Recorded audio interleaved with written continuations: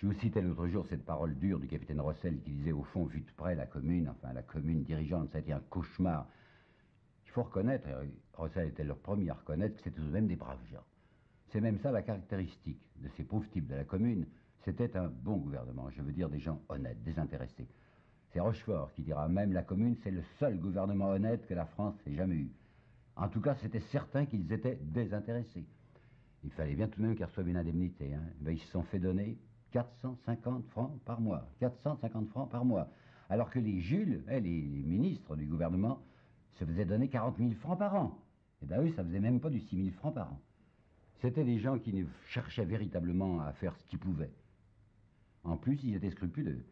L'un d'entre eux, qui s'appelait Blanchet, soi-disant, ils se sont aperçus qu'il s'appelait véritablement Pourille, que c'était un ancien moine qui s'était défroqué, que c'était un type qui a été adjoint de commissaire de police à Lyon, qui avait ensuite des escroqueries. Et bien, dès qu'ils ont découvert qui était leur Blanchet Pourille, peu importe que le Blanchet ait été élu dans tel arrondissement, on l'a arrêté, on l'a mis en prison.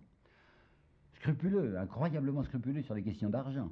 Il y a le comité central dont je vais vous parler qui avait fait une réquisition du côté de la compagnie du gaz. Et il avait même confisqué la caisse de la compagnie du gaz. Immédiatement, la commune fait des excuses, fait restituer.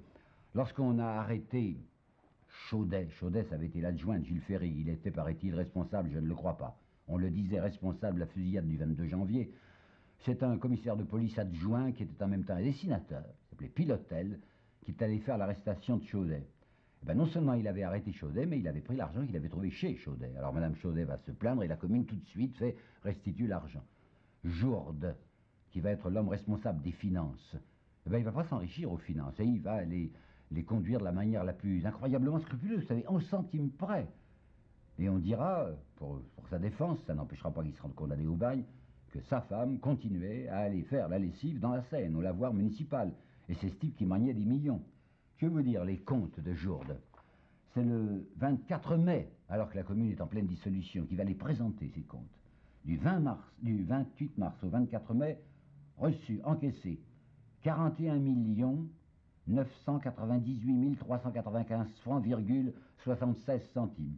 Enfin, reçu donc 41 900 000, si vous voulez. Dépensé 41 235 000, etc., avec 90 centimes. Par conséquent, la commune laissera un boni de 758 810 francs plus 78 centimes. C'est comme ça que ces fameux pillards dont parlaient les Versaillais, géraient la fortune de la France. D'ailleurs, le 3e jour de la Révolution, ils avaient fait faire des affiches. Quiconque sera saisi en flagrant délit de vol sera immédiatement fusillé. Quel a été leur malheur? Oh, beaucoup de malheur.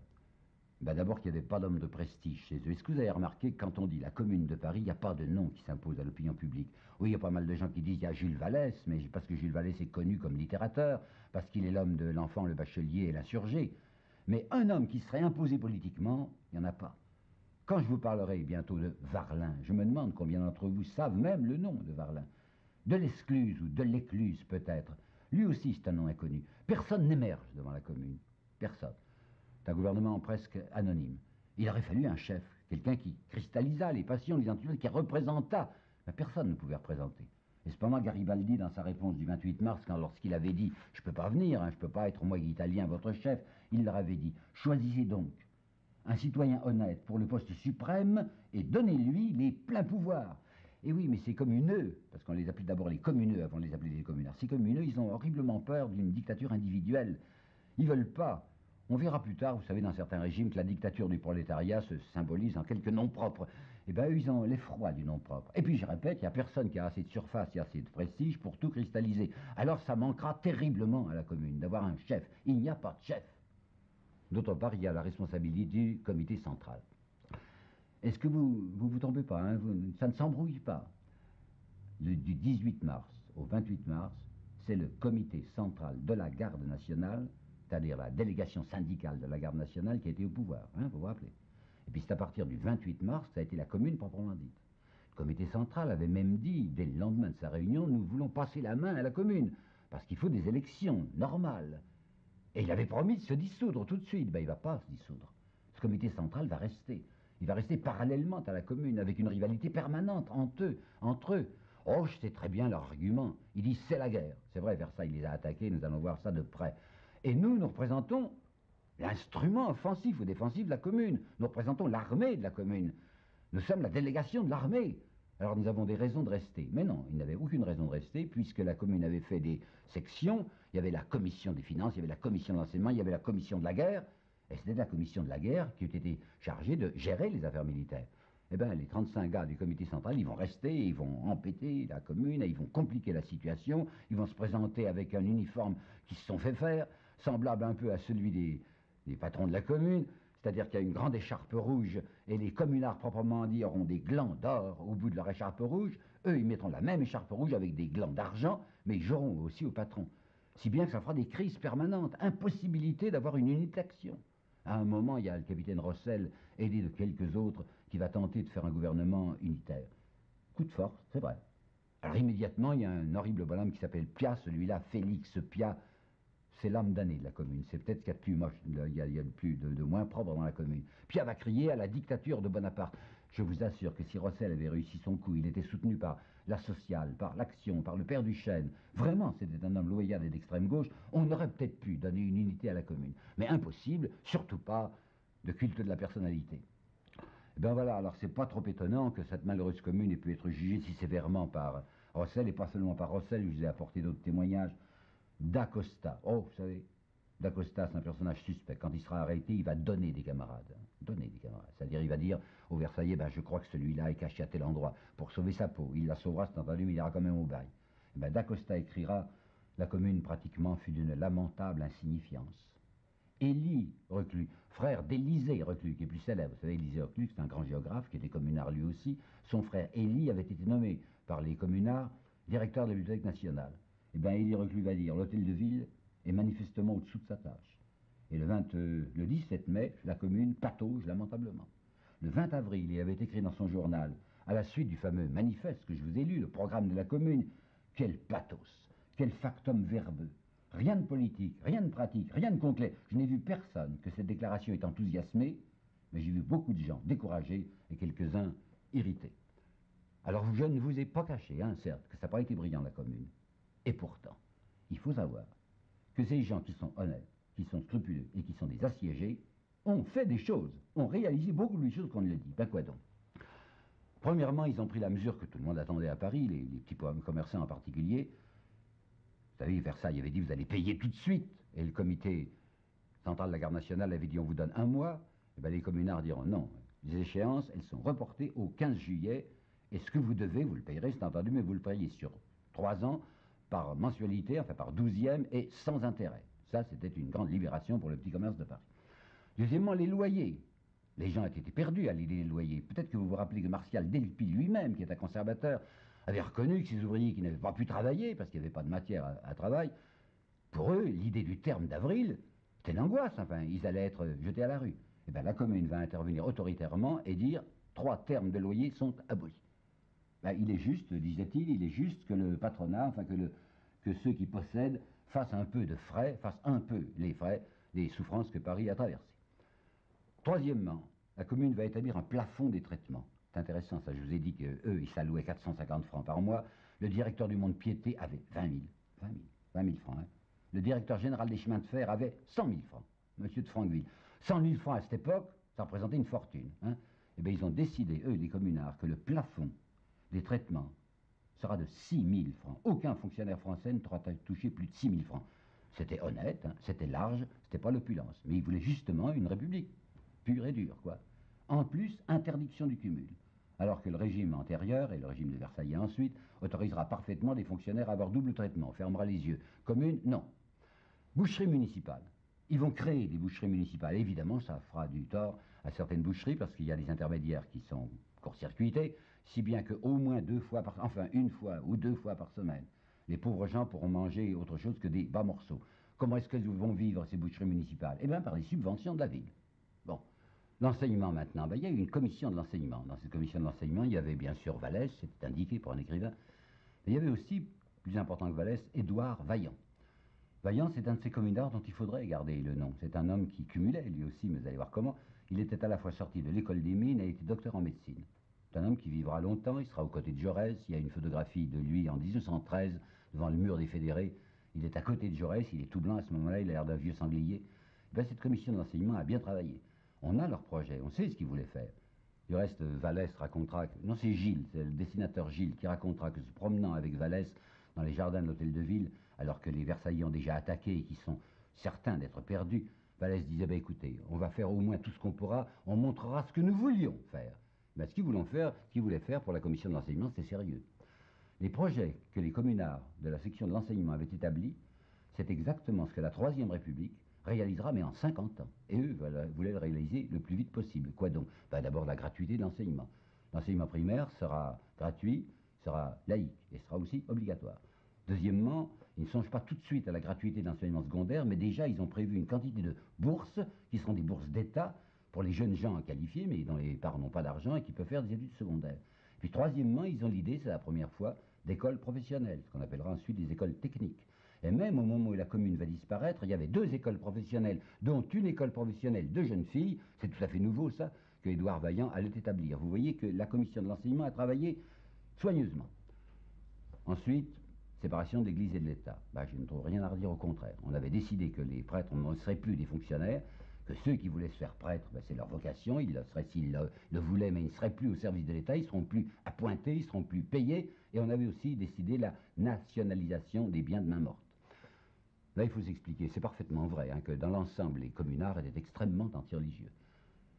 Dans le livre de Élie Reclus, dont je vous ai déjà parlé, La commune au jour le jour, Élie Reclus est un athée, comme la plupart des communards.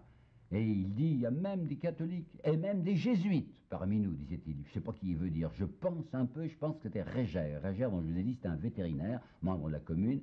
Effectivement, Régère a conduit par la main ses enfants à la première communion en pleine commune. Ça ne plaisait pas à tout le monde. Il faut savoir qu'il y a une puissante vague d'anticléricalisme, d'anti-religion dans la commune. Ce Pilotel dont je vous ai parlé, qui était un dessinateur, qui est un personnage un peu suspect puisqu'il avait attrapé l'argent de Chaudet le jour où il l'a arrêté. Pilotel se spécialisait dans la caricature anti-religieuse et même d'une qualité souvent assez basse. Si vous lisez les journaux de la commune, vous y voyez des agressions constantes contre l'idée religieuse, contre l'Église, contre Dieu même. Un garçon qui s'appelle Marotteau, qui avait 24 ans, qui est une figure de Christ du reste, va écrire un article retentissant qui s'appelle « Nous biffons Dieu, nous supprimons Dieu ». Puis les journaux de la commune, surtout au mois de mai, seront remplis d'histoires affreuses, de découvertes qui ont été faites dans les sous-sols, dans des églises ou dans des souterrains de couvents. Il paraît qu'on a trouvé dans des couvents des instruments de torture. Maxime Vuillaume, qui écrira dans les cahiers de la quinzaine de Péguy, mes cahiers rouges. Vuillaume, qui était du père Duchesne, dira longtemps après, c'est entre 1907 et 1914, il dira oui, on peut sourire un petit peu de ces déclarations terribles et fracassantes de découvertes qui avaient été faites dans certains couvents. Au fond, c'était des instruments orthopédiques. Et puis on a décidé aussi on avait déclaré qu'on avait découvert sous le sous-sol de plusieurs églises des monceaux de cadavres, qu'on n'avait pas le droit d'enterrer là des gens. Donc c'était l'église qui avait tué des gens puis qui les avait cachés dans le sous-sol. Ben, Vuillaume dira plus tard, c'était surtout de vieux squelettes qu'on trouvait là, et c'était des squelettes qui dataient du temps de la Révolution. Par conséquent, il y a eu beaucoup d'ajoutis, enfin beaucoup de choses excessives dans cette politique anti-religieuse. Mais attention, il ne faut pas non plus exagérer. Vous comprenez le parti que pouvaient tirer les Versaillais du fait que la plupart des communards étaient athées et se proclamaient athées. Mais les chiffres sont là, il y avait 67 églises dans Paris. Ben, il y en aura 10 seulement qui seront fermées pour le culte. Et pourquoi? Parce que la plupart se sont fermées elles-mêmes. Parce que la commune avait autorisé les clubs populaires, à se réunir dans les églises à la fin du jour.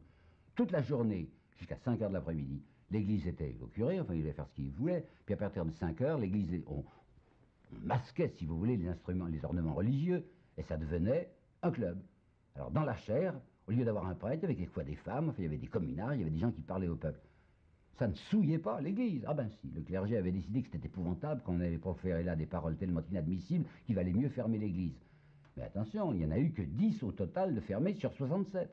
Le révérend père Olivier, qui était un super réactionnaire, et qui prêchait le carême, puisque la commune a éclaté en pleine carême, il a continué à prêcher son carême à Notre-Dame. Le jour de Pâques, cette année-là, c'est quand? C'est le 9 avril. Le 9 avril, la commune est installée déjà plus de 15 jours. Le père Olivier continue à faire ses prédications de carême. Alors n'exagérons pas, c'est parfaitement vrai que l'ensemble des communards, ou la majorité, ou l'extrême majorité des communards étaient irréligieuses, mais il n'est pas vrai qu'il y a eu des persécutions si terribles. Les petites sœurs des pauvres, on leur a rien fait. Elles ont continué à vivre. Les sœurs hospitalières qui travaillaient à Notre-Dame, elles sont à l'Hôtel-Dieu, elles sont restées en fonction. On avait simplement exigé d'elles qu'il y ait une bande rouge sur leur robe grise. Les noms des salles avaient été changés. La salle Saint-Joseph s'appelait la salle Blanqui.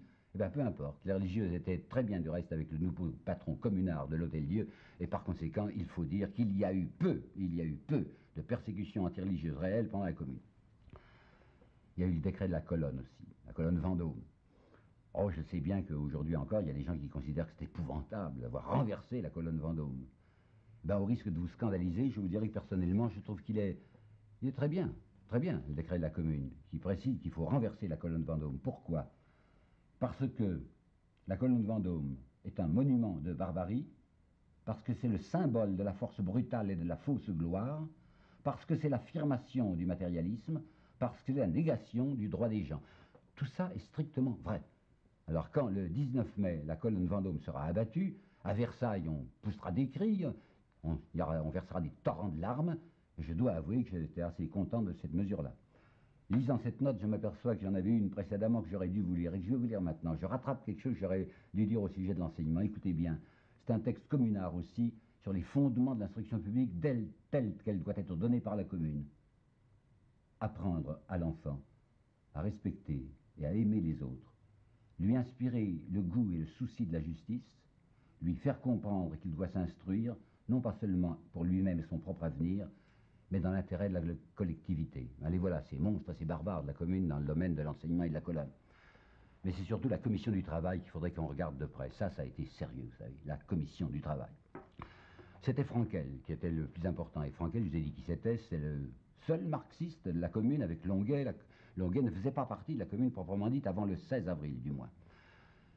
Il va s'occuper, il va essayer ce qu'il pourra faire dans le domaine du travail et des échanges, comme on dit. Et Benoît Malon va le soutenir. Les gens de la commune sont très timides, je vous l'ai dit là-dessus. Ils se disent, on a si peu d'assises populaires qu'il ne faut pas aller trop fort dans le domaine social. Alors le 28 avril, Benoît Malon va prendre la parole et va dire, on dit que nous ne devons pas nous occuper de questions économiques. Vraiment? Il me semble que jusqu'ici, l'État est assez bien intervenu dans les questions économiques, mais toujours en faveur des industriels. C'est bien le moins aujourd'hui que nous intervenions en faveur des ouvriers. Alors qu'est-ce qu'elle va faire, cette pauvre commission? Elle va faire trois choses. Premièrement, interdiction du travail de nuit dans les boulangeries. Les garçons boulangers ont dit qu'ils ne voulaient plus travailler de nuit. Bon, c'est peu de choses, c'est d'accord. Deuxièmement, le 16 avril, il y a un décret important. Un très grand nombre d'ateliers, vous le savez déjà, de petites manufactures, ont été abandonnés par les patrons. Alors, sous la pression de Frankel, de Malon et de la commission du travail, la commune décide ceci. Les ateliers qui sont abandonnés seront remis à la collectivité ouvrière. C'est-à-dire que les ouvriers qui travaillaient là vont pouvoir se réunir, on leur donnera des capitaux et c'est eux qui feront marcher l'affaire. Mais attention, lorsque le patron reviendra, on discutera avec lui à l'amiable pour le montant de l'indemnité. Là, vous voyez bien qu'il ne s'agit pas d'expropriation. On demande simplement aux ouvriers de faire marcher un atelier que le patron a abandonné. On ne le rendra pas au patron, mais on indemnisera le patron. Puis troisièmement, il y a eu la révision des marchés. Donc, je vous répète, si vous voulez, les trois actes de la commission du travail, c'est l'abolition du travail de nuit pour les garçons boulangers. Deuxièmement, c'est les ateliers abandonnés qui sont remis à la collectivité ouvrière. Et troisièmement, révision des marchés. Qu'est-ce que ça veut dire, ça? La commission de la guerre, d'une part, et malheureusement aussi le comité central, d'autre part, qui n'avait pas à s'en occuper, passait des marchés avec des fournisseurs pour les fournitures militaires, et en particulier pour les uniformes. On avait bien assez de munitions, on avait bien assez de canons, mais il manquait, semble-t-il, d'uniformes. Alors on s'était aperçu, et Frankel s'était aperçu, que ces marchés étaient scandaleux. Les marchés passés par la commune, qui n'étaient pas passés avec des organisations ouvrières, il y avait des organisations féminines qui faisaient des costumes, mais la préférence était donnée à des entreprises individuelles. Alors Frankel disait, mais il y a une contradiction dans ce que nous sommes. Nous voulons travailler au profit de la classe ouvrière et on continue à passer des marchés avec des fournisseurs privés alors qu'il y a des associations ouvrières. Alors, le décret était de deux parties. Première partie, pour toute fourniture à la commune, c'est-à-dire à l'armée de la commune, l'avantage doit être donné aux associations ouvrières. En particulier, comme c'était souvent des fournitures d'uniformes, il y avait des associations ouvrières féminines qui travaillaient dans les uniformes. Alors Frankel avait dit, avec juste raison, enfin c'est absolument insensé qu'un gouvernement communeux ou communard donne la préférence à des entreprises privées. Partout où il y a une association ouvrière qui peut nous fournir, c'est à elle qu'on doit s'adresser. Un. Deuxième partie du décret, si jamais il n'y a pas d'association ouvrière capable d'assurer la fourniture, alors exigence dans le cahier des charges des entreprises privées auxquelles on s'adressera, exigence d'indiquer le montant des salaires. Parce que vous comprenez bien que les soumissionnaires rivalisaient entre eux de bas prix, mais ce bas prix, ils ne l'obtenaient qu'en payant très mal leurs ouvriers. Alors Frankel disait avec juste raison, nous examinerons en effet les propositions qu'ils nous ont faites, mais il est exigé que dans le cahier des charges figure le montant des salaires réservés aux ouvriers. Ben vous remarquez que tout ça, au fond, qui est bien courageux, enfin pour l'époque, ils font ce qu'ils peuvent, ça n'a rien de marxiste, ça n'a rien de collectiviste, c'est absolument pas une intervention de l'État. Toute la politique sociale de la commune se résume à ceci, favoriser les associations ouvrières, de libres associations d'ouvriers, on espère que ça fera contagion, parce qu'il y aura diminution du parasitisme, ça se développera en faisant tache d'huile, ça profitera aux consommateurs, mais il n'y a rien qui ressemble au collectivisme marxiste, rien. Je vous ai indiqué les raisons de cette timidité, mais il faut voir jusqu'où elle va. Elle va très loin. Elle va jusqu'au point qu'on ne touchera pas à la fiscalité, qu'on ne touchera pas au droit d'octroi, qui était scandaleux, pour les liquides en particulier, pour les vins ou spiritueux, enfin pour les vins. On ne distinguait absolument pas la qualité du vin. Le prix de l'octroi était en fonction de la quantité. Alors on payait autant pour du gros vin rouge que pour du chambertin, ce qui était injuste. Ben pas touché. Et surtout pas même touché à la journée de travail. Eh bien en 1848, cette révolution qui, paraît-il, était nulle, était si faiblarde, on avait tout de même osé toucher à la journée de travail. Elle avait été autoritairement abaissée de 12 heures à 11 heures en province et de 12 heures à 10 heures à Paris. Ça avait produit des hurlements que vous imaginez du côté des conservateurs. La commune n'osera pas toucher à la durée de la journée de travail. Et il y aura toujours des 11 heures, 12 heures, 13 heures et quelquefois 14 et 15 heures sans intervention de la commune. Pourquoi? Mais vous le savez, parce qu'ils ont peur, parce qu'ils sont horriblement timides, parce qu'ils ne sentent plus l'assise populaire. Si, ils ont une partie d'assise populaire, mais ils ne sentent plus la collaboration bourgeoise qui, au début, leur avait été apportée. Quand on nous dit d'autre part que ça a été un régime de terreur, c'est une pure plaisanterie, puisqu'il n'y a pas de guillotine. L'abolition de la guillotine en matière politique a été prononcée en 1848, elle est maintenue. Et les otages que la commune a saisis, et elle avait bien eu raison pour essayer d'empêcher les Versaillais de tuer les prisonniers, pas un seul de ces otages ne sera tué par la commune. Les otages, une partie des otages, seront tués dans la semaine sanglante, au moment où la commune n'a plus juridiction réelle sur Paris. En plus, il y a une police des rues, une police sérieuse, alors qu'il n'y a pas d'organisation policière. C'est la garde nationale qui fait la police. Elle est divisée en deux groupes, elle a toujours été comme ça. Il y a bataillon de marche qui vont se battre, puis garde nationale sédentaire qui sont pour la police de Paris. Il n'y a plus d'agents de police. Eh bien, la criminalité va diminuer d'une manière extraordinaire dans le Paris de la commune. De l'aveu même de policiers versaillais, qui parleront devant la commission d'enquête. Il y aura même répression de l'ivrognerie. Tenez, je vois un décret du journal officiel du 19 mai. Tout garde national aperçu en état d'ivresse sera arrêté et privé de sa solde pendant 4 jours.